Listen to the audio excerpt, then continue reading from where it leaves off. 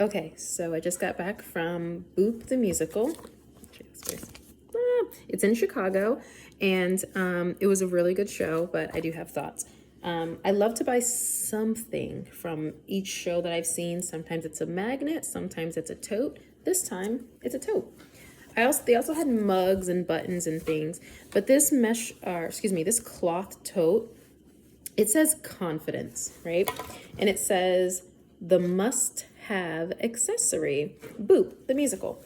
So confidence, the must-have accessory. I bought this before the show started, so I hadn't seen the show when I bought this. I was just like, I love the message. I kind of get what Boop's gonna be about, or so I thought. And I was like, I want that bag. So I got the bag. So we, because me and my friend, we went in and we got our playbill, and I saw a little insert, and I was like, who's not here? Because can I just say, I came to see Jasmine Rogers. I wanted to see her. I was like, she's Betty, and that's who I want to see. So I was really hoping it was not for Betty. It was not for Betty. This change was because there's a character called the director, and the director had COVID, and he did not have an understudy. Actually, now that I say that out loud, I'm not 1,000% confident it was COVID, but the director had something and he was not well, so he couldn't do the show. This was very last minute. And so the director came on at the beginning of the show, before the show starts, and addresses the audience. And he's like, this is okay. Just bear with us though. We have my assistant, or my associate director, who's going to stand in. He will have his script in his hands, but he's, we are going to go forward with the show. So I was like, okay, that's fine. I'm just going to jump ahead because I want to talk about a couple of the different cast members. That director, the associate director, did phenomenal. So it makes sense because most directors nowadays also have experience in the past doing acting, singing, things like that. It's not like they just stepped into directing usually and with no stage experience. So it's very clear he knew what he was doing. And even the songs, beautiful voice. So that worked.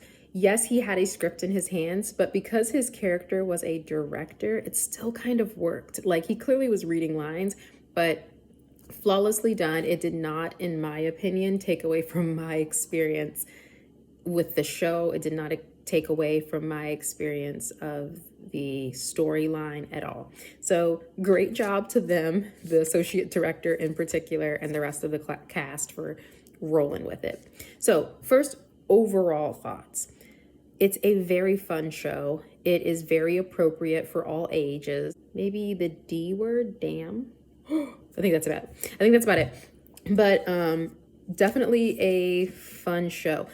Maybe not extremely, but a lot of the front-facing cast are people of color in a very non-distracting way.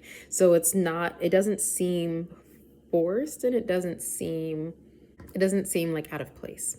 So I think it was very easy. Jasmine does a phenomenal job as Betty Boop. She looks like Betty, the voice, the laugh, she nails it. It's so cute. There's a really funny newscaster that I really enjoyed. That was an ensemble character. That was great. But the entire ensemble nails it. And there's a dog, Pudgy. The dog is a marionette puppet, and that puppeteer is doing amazing. He does a phenomenal job. He really, really does. He really brings the dog to life, and I personally really like the idea of the puppet more than like a trained dog. I've seen a couple of shows with trained dogs in it, and I don't know, the dog just does not seem to be having a good time. The real dogs just never seem to be. So this was a great alternative, did not take away, and in fact added an extra wonderful element and an extra talent to the show that was really enjoyable. All right, so to the story. The book of Boop is written by Bob Martin. I don't know anything about Bob Martin, but thankfully that's why you get a playbill. So Bob Martin, I don't know. No, I could see if I can find it. So he didn't write anything. I don't know. But anyway, my issues with this storyline is that it isn't an entirely new story. It isn't like we haven't seen this before, especially now that we've had the Barbie movie come out. We've seen a cartoon, fake, fiction, imaginary character come into our world a couple of different times. And so I personally think the Barbie movie did it very well in having Barbie deal with the different aspects of the real world. When Boop comes to the real world, we get the love story a little bit. We get her experiencing color for the first time. Now that was something that was super cute, and I love that they did that she comes from a black and white world. She's now in a color world. Colors are huge. She's a jazz singer. They really play up the fact that she's a jazz singer, so love that. But what I do think they could have done, just because at some point in the story, they do decide to take it that route, and I think they didn't play it as well. She just verbally says, like, these are some of the issues in the real world, and I think it would have been cool. Like, for example, one thing she mentions is about the wage gap, and it's like, wouldn't it be cool to see her take a job, maybe have to fight over that, or maybe find out about that through a coworker in a more organic conversation. I don't know. I think something like that would have been better than her just being like, and I just found out that this is what's happening. And then, without giving too many spoilers away, that's pretty much where that ends. And I just think it was very overt. It was very on the nose. It felt very shoehorned in. And when we have movies like Barbie that have done it where now Barbie has to reconcile with it, we didn't see Boop ever really confront the realization of some of these issues that she faces and these times that she has to actually overcome them. Another movie or show that I think did this phenomenally is Legally Blonde.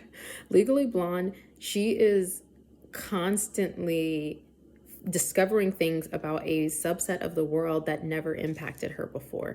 Prejudices, biases, sexism, and instead of her just overtly saying, well, that's not right, she just overcomes them, like the classic line, like, you're just gonna apply to Harvard or whatever. It's like, what? Like, it's hard? Like, those moments could have been created in a unique way for Boop, I think.